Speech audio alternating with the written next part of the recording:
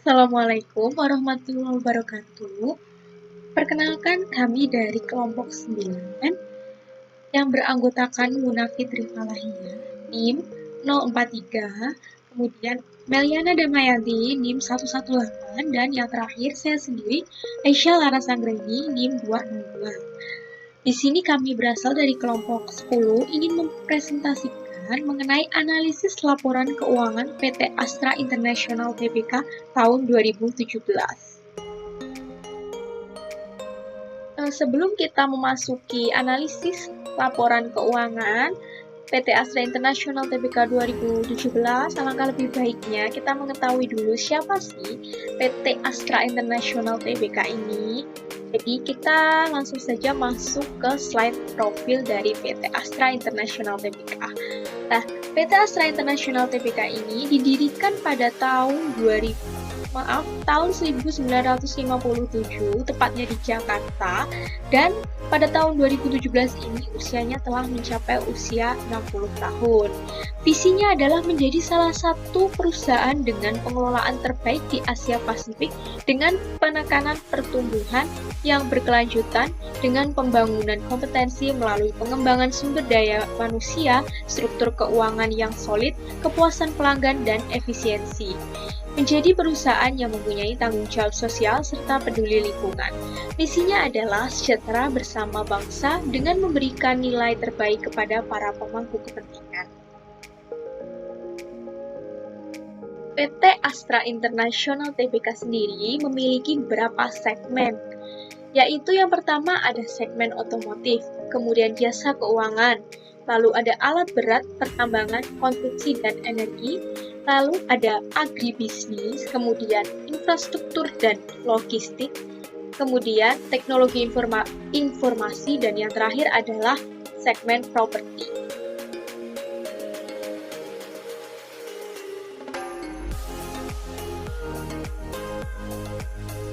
Laporan keuangan merupakan salah satu objek untuk mengukur kinerja keuangan perusahaan.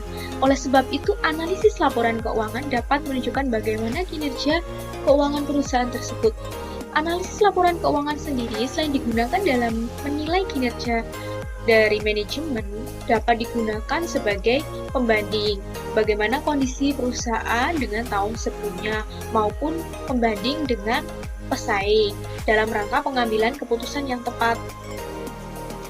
Oleh karena itu, kami di sini menggunakan analisis laporan keuangan. Tepatnya di sini yang kami gunakan adalah analisis laporan keuangan tahun 2017. Nah, apa saja analisis yang kita gunakan? Di sini ada 8 analisis yang kami gunakan. Yang pertama itu ada analisis rasio, kemudian kedua ada analisis common size, ketiga ada analisis dew point, yang keempat ada analisis cross section, yang kelima ada analisis time series and forecasting data, yang keenam ada analisis modal kerja, 7 ada analisis arus kas, dan yang terakhir ada analisis kebangkitan. Presentasi akan dilanjutkan oleh saya, Meliana Damayanti. Di sini saya akan membahas tentang analisis laporan keuangan yang pertama, yaitu analisis rasio.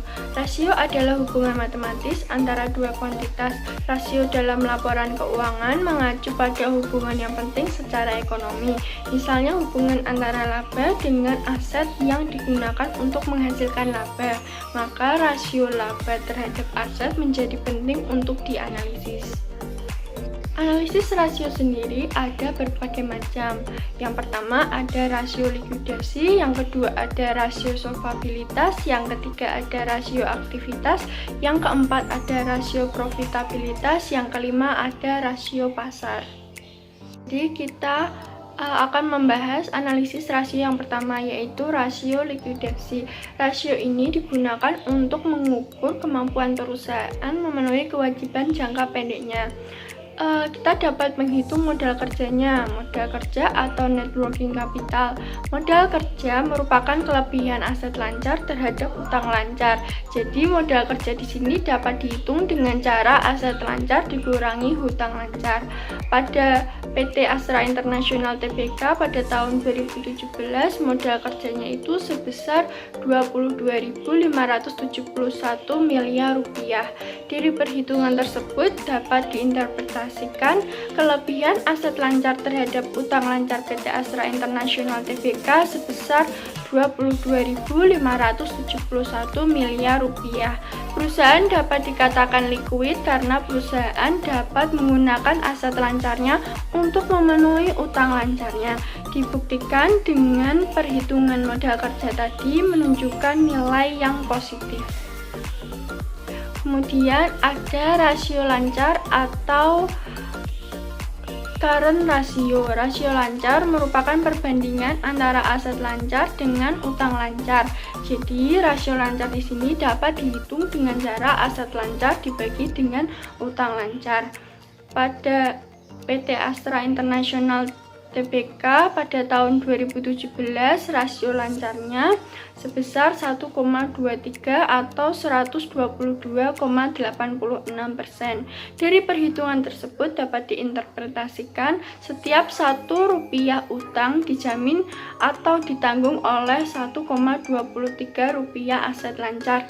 Tidak ada standar khusus untuk penentuan rasio lancar yang baik. Namun untuk prinsip kehati-hatian biasanya rasio lancar untuk perusahaan normal berkisar pada angka 2 atau 200%. Terlihat pada rasio lancar PT Astra International Tbk sudah cukup mampu untuk menjamin utang lancar melalui aset lancarnya. Hal ini dibuktikan dengan rasio lancar yang dihasilkan yaitu lebih dari 1. Namun, kelebihan aset lancar ini masih kecil. Semakin tinggi rasio, maka semakin terjamin utang-utang perusahaan kepada kreditur. Kemudian yang ketiga ada rasio cepat atau quick ratio. Rasio cepat merupakan perbandingan antara jumlah aset lancar dikurangi dengan persediaan dengan jumlah utang lancar. Persediaan dikeluarkan dalam perhitungan rasio likuidasi ini karena biasanya persediaan dianggap merupakan aset yang paling tidak likuid. Hal ini terlihat dengan semakin panjangnya tahap yang dilalui untuk menjadi kas. Kemudian rasio lancar ini dapat dihitung dengan cara aset lancar dikurangi persediaan dibagi dengan utang lancar. Pada PT Astra International Tbk pada tahun 2017 rasio cepatnya sebesar 1,03 atau 103,11%. Dari perhitungan tersebut dapat diinterpretasikan setiap Rp1 utang lancar dijamin oleh aset lancar selain persediaan sebesar 1,03 atau 103,11%. Terlihat bahwa rasio cepat PT Astra International Tbk sudah mampu untuk menjamin seluruh utang lancar dengan aset lancar selain persediaannya. Hal ini dibuktikan dengan hasil rasio cepatnya yang lebih dari 1. Kemudian kita akan membahas analisis rasio yang kedua, yaitu rasio solvabilitas.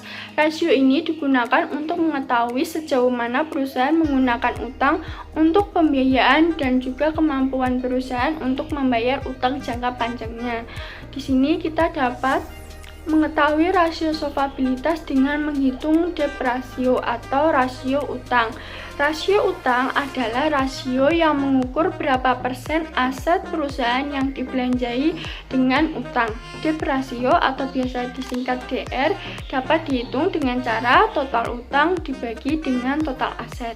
Dari perhitungan PT Astra International Tbk pada tahun 2017 debt ratio-nya itu sebesar 0,47 atau 47,12%.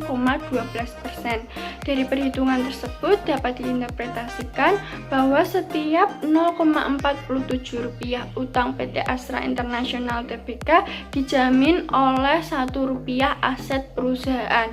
Rasio ini dapat diartikan PT Astra International Tbk menggunakan dana dari kreditur sebesar 47,12% dari total dananya. Kemudian kita dapat menghitung debt to equity ratio atau biasa disingkat DER adalah perbandingan total utang yang dimiliki perusahaan dengan modal sendiri atau ekuitas. Pada PT Astra International Tbk tahun 2017 itu menghasilkan DER sebesar 0,89 atau 89,12%. Oh ya, di sini dapat dihitung dengan cara total utang dibagi dengan total ekuitas. Nah, dari perhitungan tersebut dapat diinterpretasikan rasio sebesar 0,89 menunjukkan bahwa modal sendiri itu sebesar 89,12% yang dimiliki PT Astra International Tbk dapat melunasi utang perusahaan.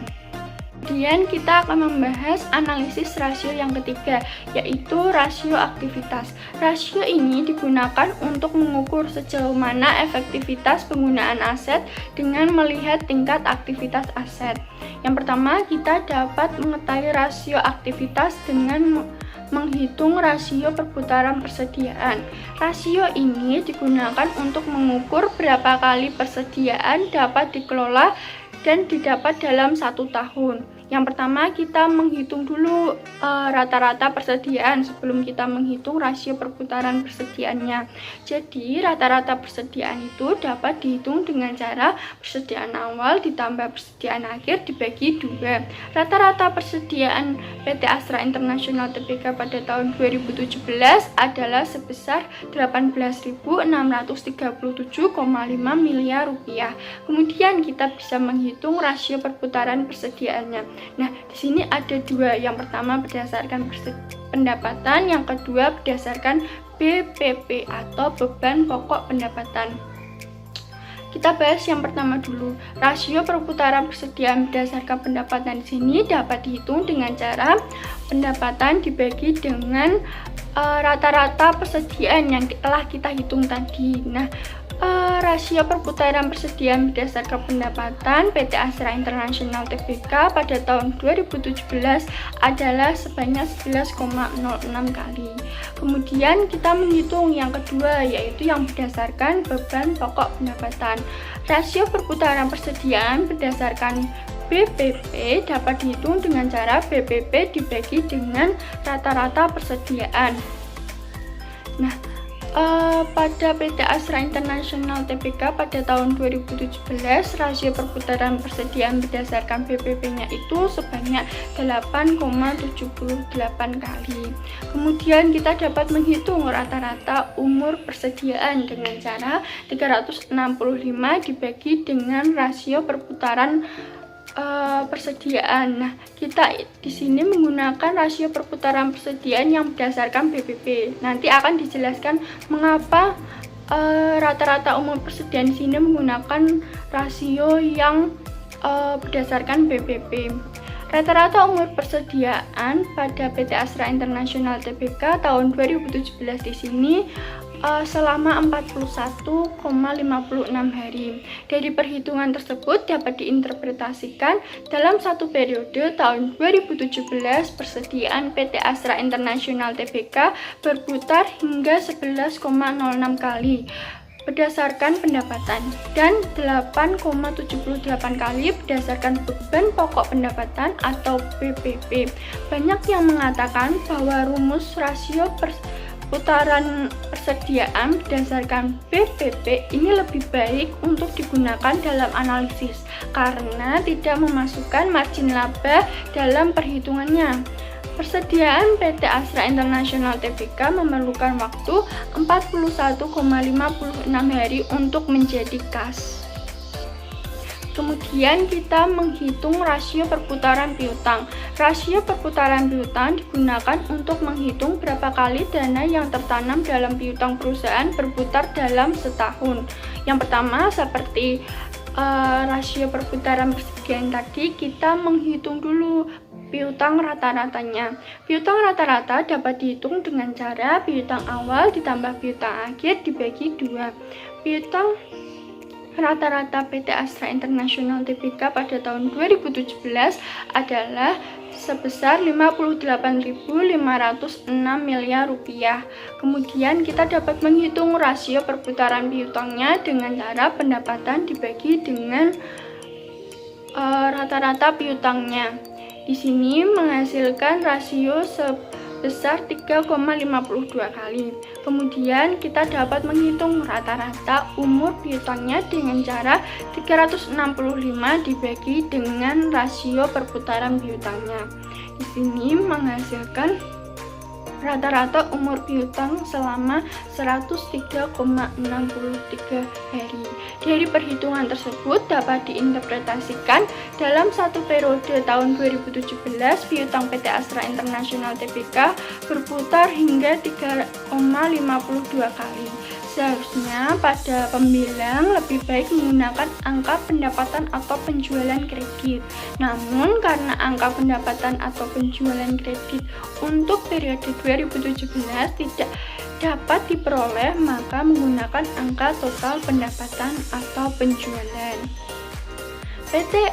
Piutang PT Astra International Tbk memerlukan waktu 103,63 hari untuk menjadi kas. Piutang ini tidak cukup likuid sehingga ada beberapa piutang yang digolongkan menjadi aset tetap. Kemudian kita dapat menghitung perputaran aset tetap. Perputaran aset tetap digunakan untuk mengukur perputaran dari aset tetap yang dimiliki perusahaan. Perputaran aset tetap dapat dihitung dengan cara pendapatan dibagi dengan aset tetap. Perputaran aset tetap pada PT Astra International Tbk tahun 2017 di sini menghasilkan 1,18 kali. Dari perhitungan tersebut dapat diinterpretasikan bahwa PT Astra International Tbk pada tahun 2017 mampu menghasilkan penjualan sebesar 1,18 kali dari aset tetap yang dimiliki. Kemudian kita dapat menghitung perputaran total aset. Kalau tadi kan perputaran aset tetap ya. Nah, sekarang kita dapat mengetahui rasio aktivitas dengan menghitung perputaran total aset. Perputaran total aset digunakan untuk mengukur perputaran dari total aset yang dimiliki perusahaan. Perputaran total aset dapat dihitung dengan cara pendapatan dibagi dengan total aset. Perputaran total aset PT Astra International Tbk pada tahun 2017 itu sebesar 0,70 kali. Dari perhitungan tersebut dapat diinterpretasikan PT Astra International Tbk pada tahun 2017 hanya mampu menghasilkan pendapatan sebesar 0,70 kali dari total aset yang dimiliki. Kemudian kita akan membahas analisis rasio yang keempat, yaitu rasio profitabilitas. Rasio ini digunakan untuk mengetahui kemampuan perusahaan dalam menghasilkan laba atau profit. Yang pertama, kita dapat menghitung margin laba kotor atau gross profit margin. Gross profit margin di sini dapat dihitung dengan cara pendapatan dikurangi beban pokok pendapatan dibagi dengan pendapatan. Margin laba kotor PT Astra International Tbk pada tahun 2017 itu sebesar 0,21 atau 20,56%. Dari perhitungan tersebut dapat diinterpretasikan jumlah laba kotornya itu sebesar 20,56% dari volume pendapatan. Semakin besar gross profit margin, maka semakin baik keadaan operasi perusahaan. Karena hal ini menunjukkan bahwa beban pokok pendapatan relatif lebih rendah dibandingkan dengan pendapatan. Kemudian kita dapat menghitung margin laba bersih atau net profit margin. Net profit margin dapat dihitung dengan cara laba bersih dibagi dengan pendapatan. Net profit margin PT Astra International Tbk pada tahun 2017 itu sebesar 0,11 atau 11,24%. Dari perhitungan tersebut dapat diinterpretasikan bahwa laba bersih sesudah pajak yang dicapai PT Astra International Tbk pada tahun 2017 adalah sebesar 11,24% dari volume pendapatan. Semakin tinggi net profit margin, maka semakin baik operasi perusahaan. Kemudian kita dapat menghitung margin laba bersih atau operating profit margin. Operating profit margin dapat dihitung dengan cara EBIT dibagi dengan pendapatan. Margin laba bersih PT Astra International Tbk pada tahun 2017 itu sebesar 0,14 atau 14,17%. Dari perhitungan tersebut dapat diinterpretasikan bahwa laba sebelum pajak dan bunga yang dicapai PT Astra International Tbk pada tahun 2017 adalah sebesar 14,17% dari volume pendapatan. Kemudian kita dapat menghitung return on asset atau ROA, atau biasa juga disebut return on investment atau ROI. Rasio ini mengukur kemampuan perusahaan menghasilkan laba bersih berdasarkan tingkat aset tertentu. ROA dapat dihitung dengan cara laba bersih dibagi dengan total aset. ROA PT Astra International Tbk pada tahun 2017 itu sebesar 0,08 atau 7,84%. Dari perhitungan tersebut dapat diinterpretasikan penghasilan bersih yang diperoleh PT Astra International Tbk pada tahun 2017 adalah sebesar 7,84% dari total aset. Semakin tinggi rasio ini, maka semakin baik keadaan perusahaan. Kemudian kita dapat menghitung return on equity atau ROE. Rasio ini mengukur kemampuan perusahaan menghasilkan laba bersih berdasarkan tingkat modal tertentu. ROE di sini dapat dihitung dengan cara laba bersih dibagi dengan ekuitas. ROE PT Astra International Tbk pada tahun 2017 itu sebesar 0,15 atau 14,82%. Dari perhitungan tersebut dapat diinterpretasikan bahwa tingkat return atau penghasilan yang diperoleh pemilik perusahaan atau pemegang saham atas modal yang diinvestasikan adalah sebesar 14,82%. Semakin tinggi return atau penghasilan yang diperoleh, maka akan semakin baik kedudukan atau posisi pemilik perusahaan. Kemudian yang terakhir kita dapat menghitung basic earning power atau biasa dikenal rentabilitas ekonomi. Digunakan untuk mengukur laba sebelum pajak dan bunga yang dihasilkan dari total aset perusahaan. Basic earning power dapat dihitung dengan cara EBIT dibagi dengan total aset.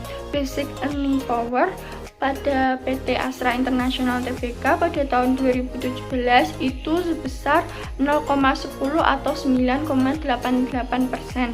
Dari perhitungan tersebut dapat diinterpretasikan bahwa laba sebelum pajak dan bunga PT Astra International Tbk pada tahun 2017 adalah sebesar 9,88% dari total aset. Semakin tinggi rasio yang diperoleh, semakin efisien penggunaan seluruh aset dalam menghasilkan laba. Kemudian kita akan membahas analisis rasio yang terakhir, yaitu rasio pasar. Rasio ini digunakan untuk melihat perkembangan nilai pasar perusahaan relatif terhadap nilai buku perusahaan, sejauh mana investor menilai kelayakan perusahaan. Nah, di sini kita dapat mengetahui rasio pasarnya itu dengan menghitung PBV atau price to book value atau market to book value atau biasa disingkat MPV. Nah, PBV ini dapat dihitung dengan cara market value dibagi dengan book value. Besarnya market value dilihat dari harga saham akhir tahun 2017 PT Astra International Tbk. Untuk menghitung PBV cukup ambil harga saham penutupan, yaitu sebesar Rp8.300. Besarnya book value dihitung dengan membagi jumlah ekuitas dengan jumlah saham yang beredar. Untuk jumlah saham yang beredar dilihat pada akun modal ditempatkan dan disetor penuh, yaitu sebanyak 40.483.553.140 saham biasa. Nah, dari perhitungan PBV, PT Astra International Tbk pada tahun 2017 menghasilkan PBV-nya itu sebesar 2,15 kali. Dari perhitungan tersebut dapat diinterpretasikan harga saham PT Astra International Tbk tahun 2017 dihargai sebesar 2,15 kali nilai bukunya. Kemudian untuk mengetahui rasio pasarnya, kita dapat juga menghitung price earning ratio atau PER, adalah perbandingan antara harga saham dengan laba bersih perusahaan, di mana harga saham sebuah emiten dibandingkan dengan laba bersih yang dihasilkan oleh emiten tersebut dalam 1 tahun. Nilai price per share didapat dari harga saham akhir tahun 2017 PT Astra International Tbk. Untuk menghitung PER cukup ambil harga saham penutupan yaitu sebesar Rp8.300. Earning per share sudah disediakan dalam laporan laba rugi komprehensif. Dari penjelasan tadi, PER tersebut dapat dihitung dengan cara price per share dibagi dengan earning per share. PER PT Astra International Tbk pada tahun 2017 itu sebesar 17,81 kali. Dari perhitungan tersebut dapat diinterpretasikan bahwa harga saham PT Astra International Tbk pada tahun 2017 dihargai sebesar 17,81 kali. Semakin tinggi nilai PER berarti harga saham perusahaan tersebut semakin mahal. Selanjutnya yaitu analisis common size. Dalam analisis ini yang dilakukan yaitu menghitung masing-masing rekening dalam laporan laba rugi dan neraca menjadi proporsi dari total pendapatan untuk laporan laba rugi atau dari total aktiva untuk laporan neraca. Nah, rumusnya adalah untuk yang neraca, item dalam neraca dibagi total aktiva dikali 100%. Kemudian untuk laporan laba rugi yaitu item dalam laporan laba rugi dibagi total pendapatan dikali 100%. Nah, informasi apa sih yang didapat? Yang pertama yaitu persentase investasi atau komponen aktiva. Yang kedua, struktur modal, komposisi pasifa. Dan yang ketiga, gambaran alokasi distribusi pendapatan kepada masing-masing elemen biaya dan laba. Nah, setelah mengetahui hasil persentase dari masing-masing rekening tersebut, hasil perhitungan common size perusahaan juga dibandingkan dengan hasil common size perusahaan dalam industri yang sejenis. Nah, ini adalah hasil ikhtisar perhitungan common size, laporan neraca, dan laporan laba rugi dari PT Astra International Tbk versus industri yang sejenis yaitu PT Indomobil Sukses International Tbk. Dapat dilihat bahwa PT Astra International Tbk memiliki proporsi komposisi aktiva tetap sebesar 58,97% dari keseluruhan total aktiva, di mana naik sebesar 1,14% dari tahun sebelumnya. Nah, dalam hal ini itu aktiva tetap lebih besar dari aktiva lancarnya. Kemudian, proporsi aset tetap PT Astra International Tbk lebih tinggi daripada PT Indomobil Sukses International Tbk. Kemudian, PT Astra International Tbk memiliki proporsi hutang terhadap total asetnya sebesar 47,12%, jauh lebih rendah daripada jumlah liabilitas PT Indomobil Sukses International Tbk sebesar 70,42%. Diketahui juga bahwa kinerja PT Astra International Tbk lebih baik. Mengapa? Karena memperoleh laba pada tahun 2017 dengan proporsi laba tahun berjalan terhadap pendapatan bersih sebesar 11,24%, sedangkan PT Indomobil Sukses International Tbk memperoleh rugi pada tahun 2017 dengan proporsi rugi tahun berjalan sebesar dengan proporsi rugi tahun berjalan terhadap pendapatan bersih sebesar -0,42%.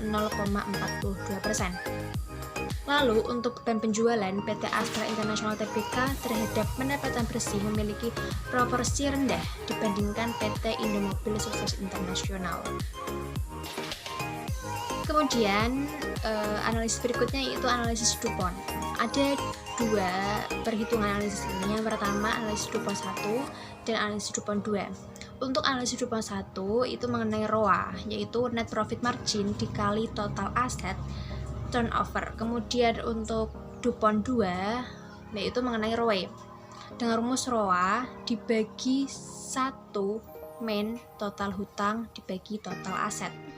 Nah, analisis DuPont ini bisa digunakan oleh perusahaan untuk membandingkan efisiensi kinerja dua perusahaan serupa yang bergerak dalam industri yang sama. Nah, ini adalah hasil perhitungan analisis DuPont PT Astra International Tbk versus PT Indomobil Sukses International Tbk. Dari tabel bisa dilihat bahwa untuk PT Astra International Tbk pada tahun 2017, total aset meningkat, total aset turnover naik, net profit margin naik, sehingga ROA juga naik daripada tahun sebelumnya. Kemudian, total hutang naik, ROE pun naik dibandingkan tahun sebelumnya. ROA naik, ROE juga naik. Kenaikan laba dan ROE naik artinya perusahaan memiliki kemampuan yang baik dalam menghasilkan laba bagi pemegang saham biasa. Sedangkan untuk PT Indomobil Sukses International Tbk pada tahun 2017, total aset meningkat, total aset turnover turun karena pendapatan naik tapi tidak signifikan. Namun perusahaan memperoleh rugi yang dalam hal ini turun dari tahun sebelumnya. Kemudian NPM naik namun masih bernilai minus atau rugi, sehingga ROA juga naik yang juga bernilai minus atau rugi. Dan dapat disimpulkan bahwa total hutang naik, ROE pun naik minus karena ROA minus. Nah, dengan perusahaan rugi dan ROE bernilai minus, artinya perusahaan belum memiliki kemampuan yang baik dalam menghasilkan laba bagi pemegang saham biasa. Analisis cross-section merupakan teknik analisis laporan keuangan dengan melakukan perbandingan antara perusahaan dengan perusahaan atau industri yang sejenis. Nah, analisis ini digunakan untuk melihat prestasi perusahaan relatif terhadap industri. Penentuan pemberian bonus terhadap manajemen perusahaan atas pencapaian yang diperoleh juga bisa dilakukan melalui analisis ini. Nah, tingkat kesamaan seperti apa sih? Tingkat sejenis seperti apa sih yang dimaksud dalam ini? Kesamaan yang pertama yaitu dalam jenis bahan baku atau supplier. Yang kedua, kesamaan dalam sisi permintaan. Dan yang ketiga, kesamaan dalam atribut keuangan. Nah, ini adalah hasil dari analisis cross-section PT Astra International Tbk. Dari tabel dapat dilihat ROA masing-masing perusahaan dari 10 perusahaan tersebut. Kemudian ada ROA industri, di mana menggunakan rumus aritmatika yaitu 1/10, di mana 10 ini adalah total perusahaan yang ada 10, kemudian dikalikan dengan total ROA yaitu 0,9910, menghasilkan ROA industri 0,0991. Lalu dalam tabel ini dapat dilihat bahwa ROA yang paling besar dimiliki oleh perusahaan Multi Prima Sejahtera Tbk sebesar 0,7160 atau 72%. Kemudian Astra International Tbk dan Garuda Metalindo Tbk mempunyai nilai ROA yang sama yaitu 0,0784, yang artinya hanya sebesar 8% dari penggunaan aset yang dimiliki perusahaan mampu menghasilkan laba. Hal itu lebih rendah dibandingkan Multi Prima Sejahtera Tbk. Nah, PT Astra International Tbk mempunyai ROA sebesar 8% yang masih berada di bawah ROA rata-rata industri yaitu 10%. Dan PT Astra International Tbk mempunyai laba bersih terbesar selama tahun 2017 di antara 10 perusahaan tersebut, yaitu sebesar 23.165 miliar rupiah. Kemudian kita memasuki analisis yang kelima, yaitu analisis time series dan forecasting data. Di mana analisis time series sendiri merupakan metode peramalan yang menggunakan pola untuk dianalisa bagaimana hubungan antar variabel yang diperkirakan dengan variabel waktu. Nah, karena analisis dari time series ini kita membandingkan dengan tahun sebelumnya, kita bisa mengambil contohnya misal dari data penjualan dari produk Astra International Tbk, yaitu ada motor dan mobil sebagai variabelnya. Nah, adapun produknya seperti Daihatsu, Toyota, Suzuki, Isuzu, Pelicot, Astra LCGC, dan motor Honda. Nah, di sini kami membandingkan antara tahun 2015 sampai dengan tahun 2017. Kemudian ini adalah grafik dari data penjualan mobil pada tahun 2015, 16, dan 2017. Bisa dilihat dari grafiknya, ini penjualannya tidak konstan, fluktuasinya terjadi cukup tajam. Lah, di sini kita membandingkan dengan 6 merek mobil tentunya. Kemudian ini penjualan tertinggi adalah terjadi pada bulan November tahun 2016 untuk mobil. Kemudian secara keseluruhan penjualan tertinggi ini adalah di tahun 2017. Kemudian pada plot data penjualan motor dari PT Astra International Tbk sendiri, kita bisa lihat bahwa titiknya juga berfluktuasi secara tidak tetap tentunya. Nah, di sini terjadi penjualan tertinggi kita bisa lihat adalah pada tahun 2016, tepatnya adalah pada bulan November 2016. Kemudian Desember terjadi penurunan lagi, kemudian naik di Januari, dan peningkatan yang cukup signifikan di tahun 2017 kita bisa lihat adalah pada bulan Mei dan bulan Juli, setelah terjadinya anjlok pada bulan Juni. Karena di sini di bulan Juli, awal Juli ini terdapat pengeluaran jenis motor Honda baru untuk menaikkan penjualan. Baik, kemudian analisis data keuangan time series ini juga dapat menggunakan dengan analisis tren pendapatan. Nah, analisis tren ini dapat dilakukan dengan dua cara. Yang pertama ada dengan menggambar dengan tangan, lalu ada dengan menggunakan model matematika. Nah, yang bawah ini, yang di PPT kita tunjukkan adalah dengan menggunakan model matematika, di mana rumusnya adalah YT atau pendapatan tren sama dengan A plus BX. Untuk A sendiri itu adalah rumusnya sigma Y minus B dikali sigma X. B rumusnya adalah sigma XY dikurangi N dikali sigma X dikali sigma Y dibagi sigma X kuadrat dikurangi N dikali sigma X kuadrat. Di sini B kita sudah hitung, yaitu jumlahnya adalah 10.719.566,67. Kemudian untuk A itu ada 118.079.833,33. Jadi nanti kita di sini menggunakan rumus persamaan tren, di mana persamaan trennya adalah YT sama dengan 118.079.833,33 ditambah 10.719.566,67X. Baik, kemudian ini adalah tabel dari perhitungan tren. Kita bisa lihat tadi A-nya dari mana, B-nya dari mana. Ini keseluruhannya sudah dirinci dalam tabel. Nah, untuk tabel tahun sendiri kami menggunakan 9 tahun, yaitu antara tahun 2009 sampai dengan tahun 2017. Kemudian X di sini adalah tahun pertama yang digunakan, misal tahun 2009, tahun kedua tahun 2010, dan seterusnya.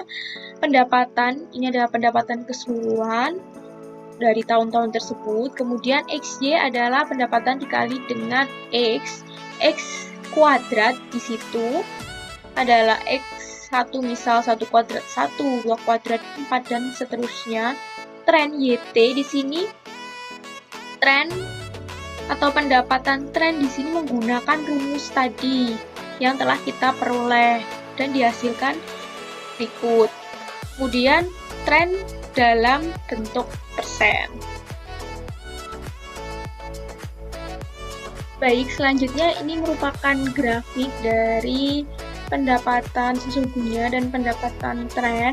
Nah, di sini kita bisa lihat pendapatan sesungguhnya ini tumbuh dengan cepat pada periode awal, kemudian mulai melambat dan turun pada periode-periode berikutnya. Pendapatan dari PT Astra International Tbk ini mengalami tahap pendewasaan di mana grafik cenderung mulai melambat, kemudian meningkat perlahan mengikuti garis tren. Akan tetapi perubahan di sini yang kita lihat cukup konstan ya, maksudnya tidak mengalami kenaikan ataupun penurunan yang cukup tajam. Grafik kedepannya mungkin akan cenderung naik jika PT Astra International Tbk kedepannya bisa terus berinovasi. Nah, sekarang saya akan membahas analisis laporan keuangan yang keenam, yaitu analisis modal kerja. Nah, sekarang kita akan membahas modal kerja konsep kuantitatif. Dalam konsep ini, modal kerja merupakan jumlah dana yang dibutuhkan untuk membiayai operasi perusahaan yang bersifat rutin. Modal kerja adalah jumlah aset lancar atau gross working capital. Jadi, jumlah modal kerja PT Astra International Tbk pada tahun 2017 di sini adalah sebesar jumlah aset lancarnya, yaitu 121.293 miliar rupiah. Kemudian ada modal kerja konsep kualitatif.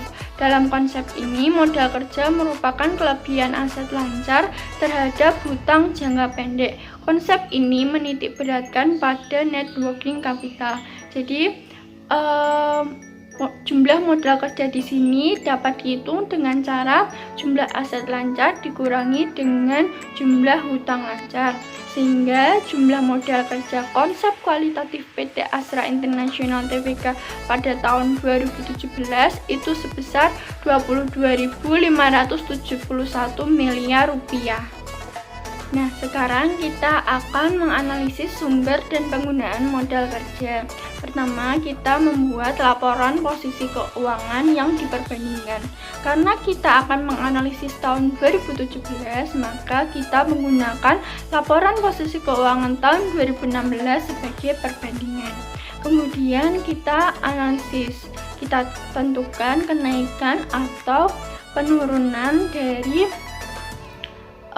akun-akun pada laporan posisi keuangan tersebut. Jika turun, maka diberi tanda kurung.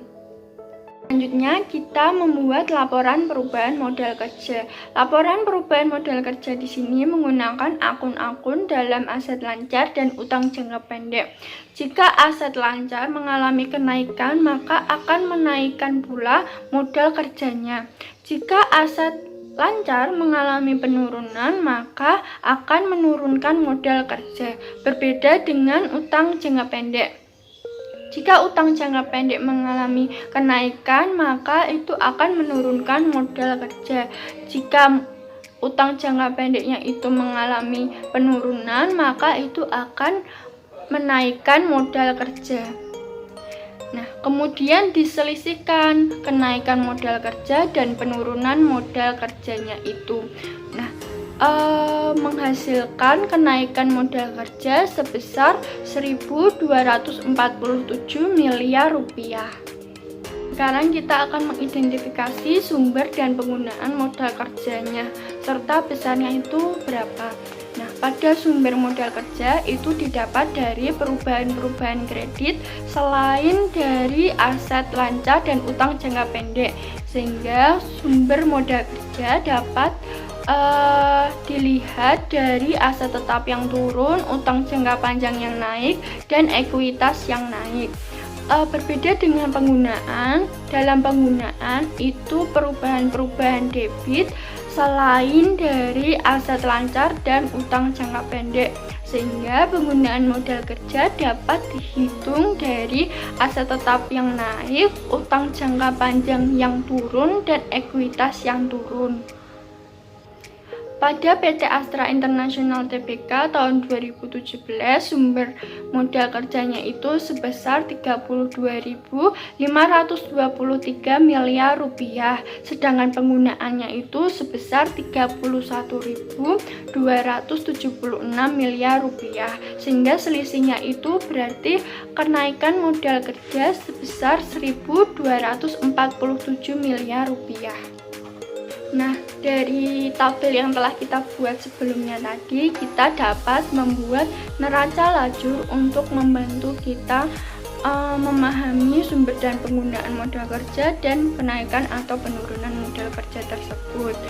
Nah, di sini dibandingkan laporan posisi keuangan 2016 dan 2017, kemudian diidentifikasi debit kreditnya, perubahan debit kreditnya. Jika aset bertambah berarti itu masuk ke kolom debit, jika utang dan ekuitasnya itu bertambah itu masuk ke kolom kredit, begitu juga sebaliknya.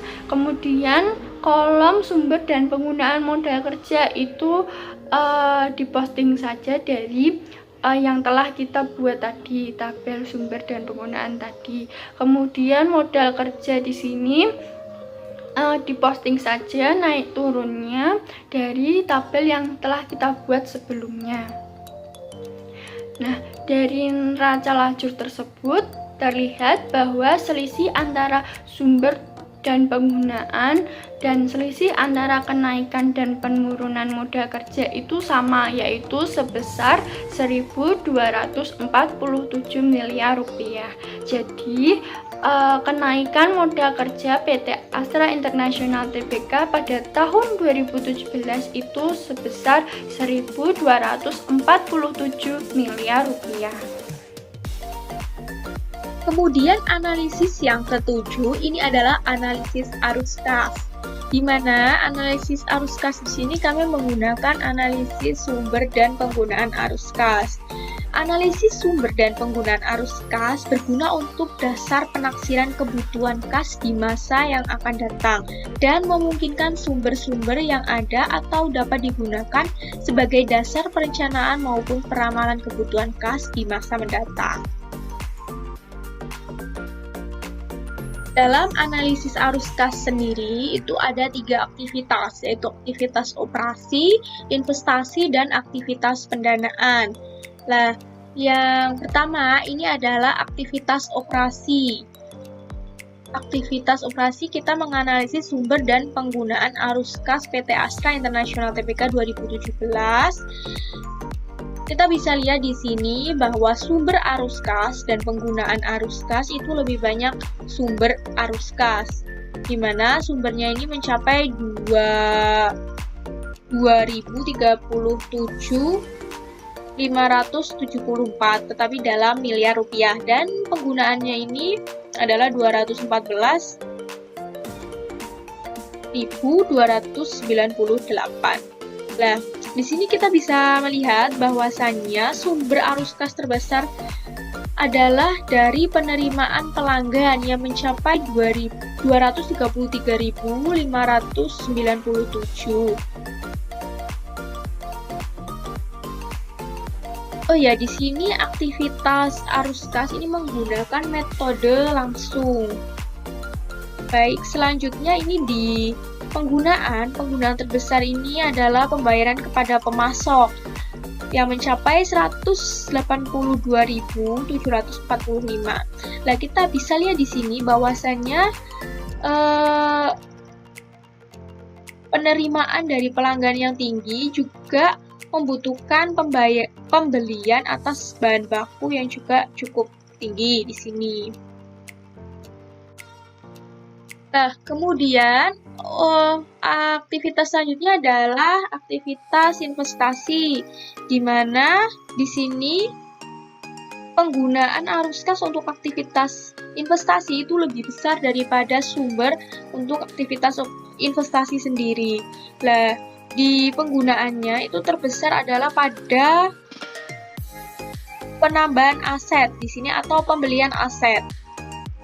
Nah, bukan berarti adanya penggunaan arus kas pada arus investasi yang tinggi itu dikatakan perusahaan buruk, itu tidak. Jadi untuk penambahan aset ini misal pembelian aset bisa berguna untuk aktivitas operasi dalam menunjang kegiatan aktivitas operasi, sehingga dalam aktivitas operasi dapat menghasilkan sumber lebih banyak, misalnya seperti itu. Kemudian untuk sumber arus kas pada aktivitas investasi ini terbesar adalah pada penerimaan dividen kas yang diterima. Kemudian ada penjualan dan repayment dari investasi lain-lain. Baik, selanjutnya di sini adalah aktivitas pendanaan, yang mana bisa dilihat di tabel bahwa antara sumber dan penggunaan itu lebih tinggi di penggunaan. Nah, untuk penggunaan sendiri itu yang cukup dominan adalah pada pembayaran pinjaman jangka pendek dan pembayaran kembali utang jangka panjang. Selanjutnya untuk sumber juga sama, dominan pada penerimaan jangka panjang dan penerimaan pinjaman jangka pendek. Nah, dari sini kita bisa melihat bahwasannya adanya penerimaan yang cukup besar juga diimbangi dengan adanya pembayaran kembali atas pinjaman-pinjaman tersebut. Baik, ini merupakan ringkasan aktivitas yang telah dijabarkan sebelumnya tadi. Di sini kita bisa melihat bahwasannya untuk sumber dari aktivitas arus kas itu terbesar adalah dari aktivitas operasi yang mencapai 52,43%. Kemudian ada aktivitas pendanaan juga cukup tinggi yang mencapai 44,64%, dan untuk aktivitas investasi hanya 2,92%. Kemudian kita bisa melihat di sini untuk penggunaan juga tertinggi adalah dari aktivitas operasi yang mencapai 47,52%, untuk pendanaan 46,23%, investasi 6,25%. Untuk secara keseluruhan selisih antara sumber dan penggunaan ini lebih banyak sumber, yaitu positif 2 triliun 160 miliar rupiah. Dan ada sumber tambahan yang berasal dari saldo akhir kas dan setara kas tahun sebelumnya, kemudian ada selisih kurs. Baik, selanjutnya ini adalah tabel arus kas bersih secara keseluruhan, di mana ini yang sumbernya lebih banyak ini hanya pada aktivitas operasi saja. Lah, di sini menunjukkan bahwasannya arus kas dari PT Astra International Tbk, keadaan arus kasnya cukup baik antara sumber dan penggunaan, tidak terjadi perbedaan yang begitu signifikan. Artinya di sini ada tingkat perputaran kas yang tinggi yang mencerminkan perusahaan cukup efektif dalam mengelola kas yang ada. Nah, ini nanti bisa digunakan sebagai penilaian oleh investor, kreditor, supplier untuk menilai kemampuan perusahaan dalam membayar dividen, utang, dan bunga misalnya. Kalau dilihat dari sebelumnya, kita bisa lihat bahwasannya perusahaan ini cukup baik dalam melakukan pembayaran terhadap dividen, pembayaran utang jangka panjang maupun jangka pendek. Sehingga dengan adanya hal itu, kepercayaan dari stakeholder ini meningkat.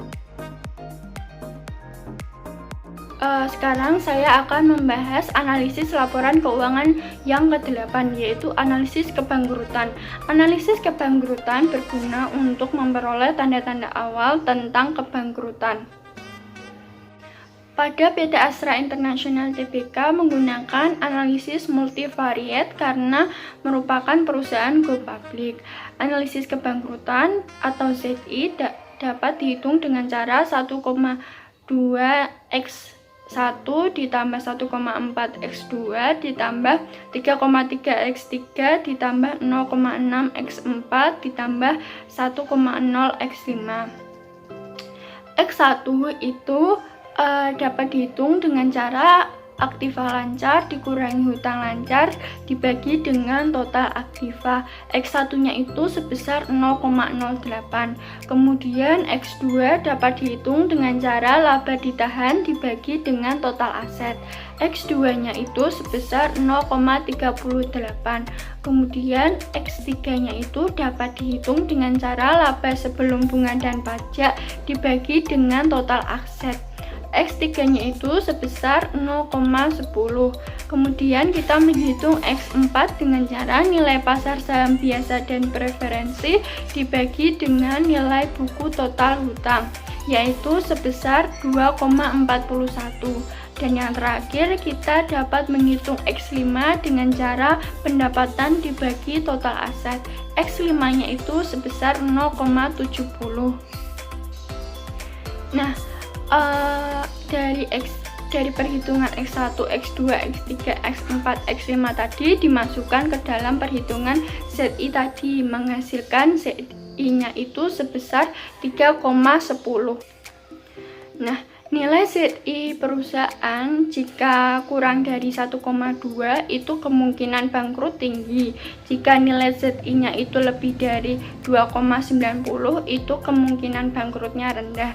Jika nilai ZI antara 1,2 hingga 2,9 itu berada dalam kondisi yang ambigu atau abu-abu kemungkinan bangkrutnya.